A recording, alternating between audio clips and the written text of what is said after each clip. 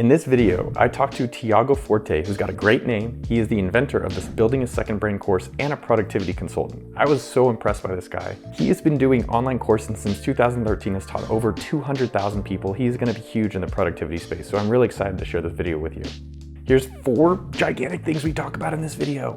Number 1, how the hell did he get started on online courses so you can do the same? 2, steps that you can do to actually start your own online course today. 3, how to actually build a brand in a very crowded marketplace. And 4, the psychology of high ticket priced items. Enjoy. How are you doing, man? I'm awesome. We're mid-launch of our course, which we only do twice a year. So the whole team is kind of pulling their hair out and running around like crazy people, but it's also what we enjoy and love. So this is the 11th time we've done this, the 11th course launch. It's more just, is there some critical detail that is falling through the cracks that we don't even know about that we're going to wake up tomorrow morning and have hundreds of emails about? I guess, how have you iterated on them on the 11th? How's the 11th different than the first? You know, we treat the course like a software program. We have versions. So we have release notes. Like every semester, basically every 6 months, we come out with a whole list of version notes, all the things we're changing, the new content, the changed content. We release new features, new kinds of calls, new kinds of support. It's really like this, like the software program. And then we run a whole cohort, we call them. Like we take a group of people through the new version of the course. And it's changed radically. It's unrecognizable from the first one. How did you find this calling? And then how did you realize you could actually make money doing it? Because I would imagine, I was trying to think, like, do people be like, yeah, I'm really good at organizing, and then I want to teach people how to organize knowledge, and then then I can make that a business. I think there's a lot of people out there thinking the same thing or wondering how they can do that themselves. Yeah, I mean, online courses has been my bread and butter. When I quit my consulting job in mid 2013, and I just said, let me take a month or 2 off before I get my next job. And actually, I couldn't get an interview anywhere, including at Evernote, which is now the app that I teach on. In tech, I was too much of a generalist. I had no kind of specialist experience. And so I just thought, well, let me try to launch one little project. If I can make $1 on an online course, I'll be happy. And it just ended up, that first course is called Get Stuff Done Like a Boss. It's basically teaching GTD. I basically ripped off David Allen. I was too naive to know you're not supposed to just like take a best-selling book and just make a course out of it. Luckily, I didn't get in too much trouble for that. But it was a huge success, I think, because that was peak GTD when everyone had heard about it in this world. But there's a certain subset of people that don't learn from books and need videos. So I just got the exact same content and made it into videos. And that course just blew up. It was taken by like 20,000 people, spread across a few different platforms. And then actually Building a Second Brain came out of GTD, because what happens with GTD? The people that like it, they come out and say, okay, now I need a method for all the other kinds of information, right? I figured out my to-do list. Now how about my notes and my files and documents and bookmarks and doodles and drawings and images and like 1,000 different kinds. And that's the problem I tried to solve with Building a Second Brain.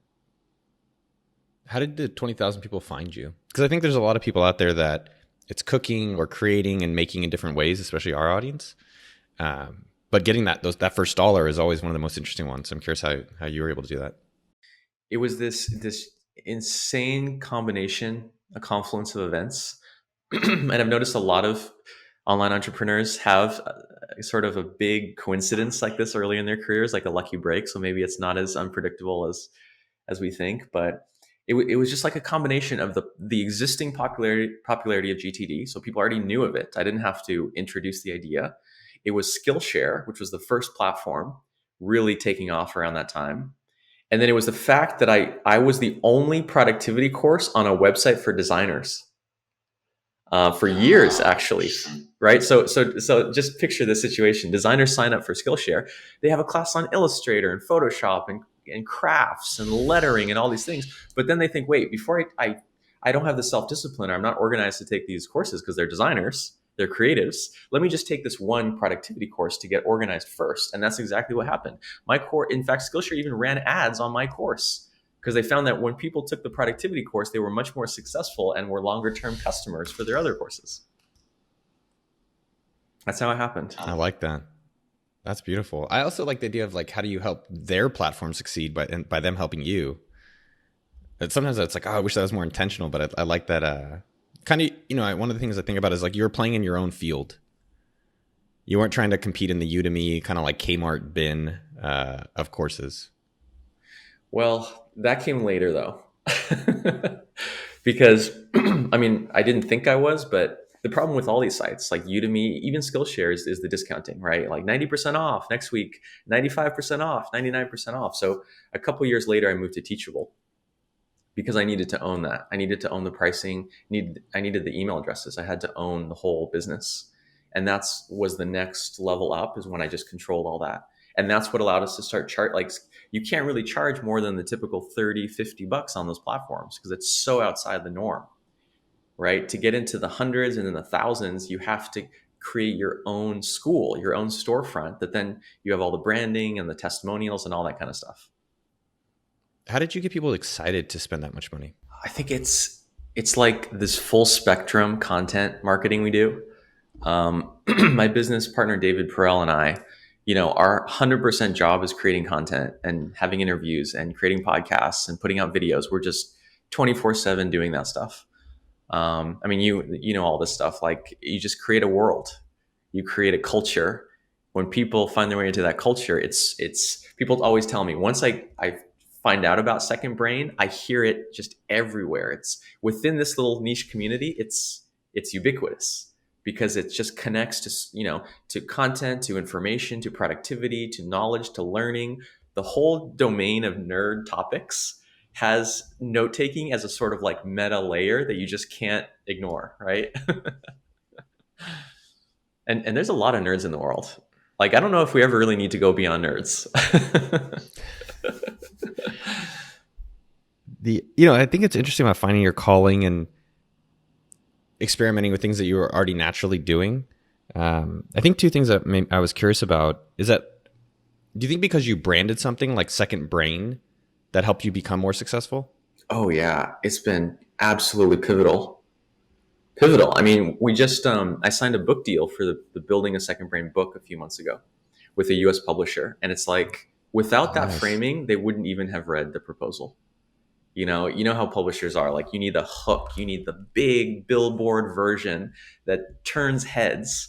And as you heard earlier, like all the terminology, personal knowledge management, information management tools. It's like, oh sorry, I just fell asleep for a sec. I'm awake now. Well, yeah, I like that. I think in general, as people are trying to create brands, it's like you need to have something to brand besides just yourself. Like people know sometimes I talk about Coffee Challenge and things like that. I like the Second Brain. One thing that you said I want to highlight too is that I like how you leverage platforms to build your business. I think sometimes we all like just go out to the open market and we're like, oh, hopefully someone will find me randomly on the internet. But you're like, well, where are there people that I could potentially just put myself in the stream of? One thing with that being said, I'm trying to think of a different way to say it, but like I think imposter syndrome is always fascinating of a topic where people don't feel like the privilege or the ability to teach or be an expert. I guess, how have you thought about that? Yeah, I think I was lucky that I spent most of my 20s teaching. Most of it overseas. I studied abroad in Brazil at the end of college, and then I taught English in Brazil. And then I moved to Colombia for my first job and worked in microfinance and also taught English. Actually, it was always English, but went to the Peace Corps, served in the Peace Corps in Ukraine.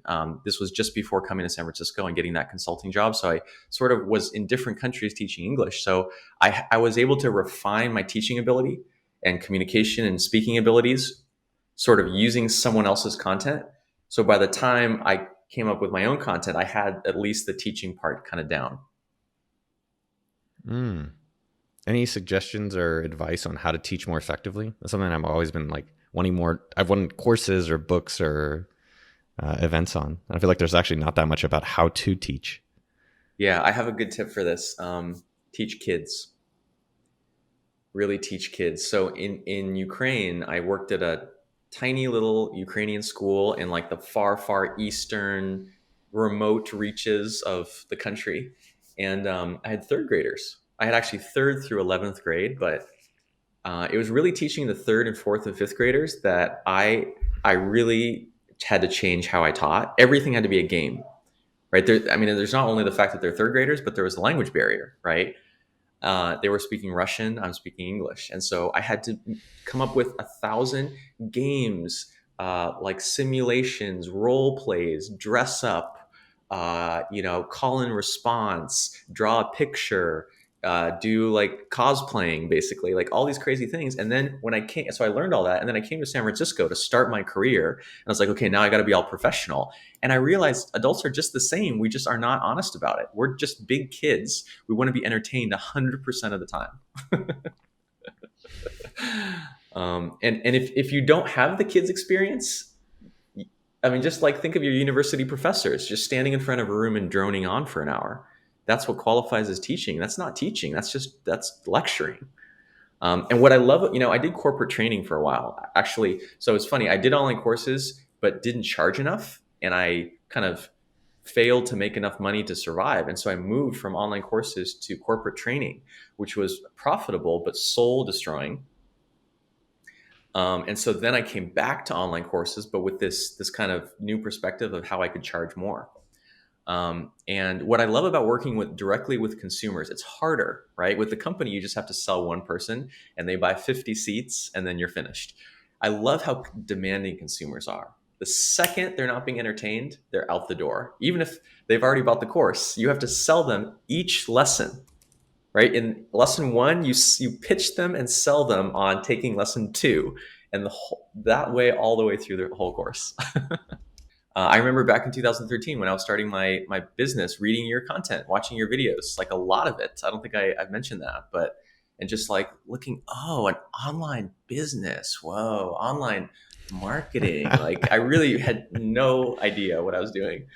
But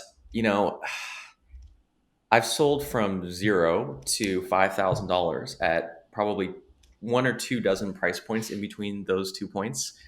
And I just see when it's just the classic principle. The more they pay, the far more likely they are to finish, to get value from it, to really follow through, to tell their friends. It's like every part of the flywheel gets better.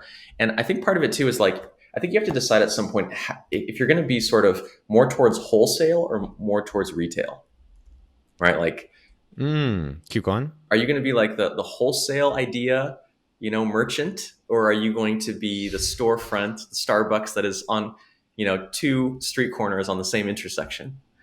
And I think there's only so much of that spectrum that you can really occupy. Like, I'll just give an example. My business partner was one of my students.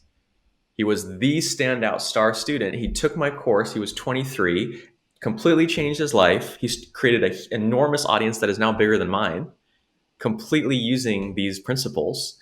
He created a course that we collaborated on called Rite of Passage, which is a writing course, right? And now, his name is David, is my #1 marketing channel. Like, more people find me through him than any other single channel. And I don't think that would have happened if the course had been a cheap, self-paced course. It needed to change him. He had to go in one person and come out the other end a different human being. And to that, I think it has to be I tell my team, we're not allowed to use the word simple and easy, because our courses are not simple. They're not easy. They're hard. They're intensive. They're long. They're confronting. And that automatically filters for someone that wants that kind of transformational experience. All right, man. Have a great workshop. Thank you for sharing. You definitely energized my day. I appreciate you coming and talking with us. Well, that's a wrap. I hope you loved the episode as much as I did. If you did, check out this other playlist with really interesting entrepreneur interviews, and make sure you hit that subscribe button and notification bell. We do insane giveaways like my Tesla, as well as exclusive office hours just for our YouTube subscribers.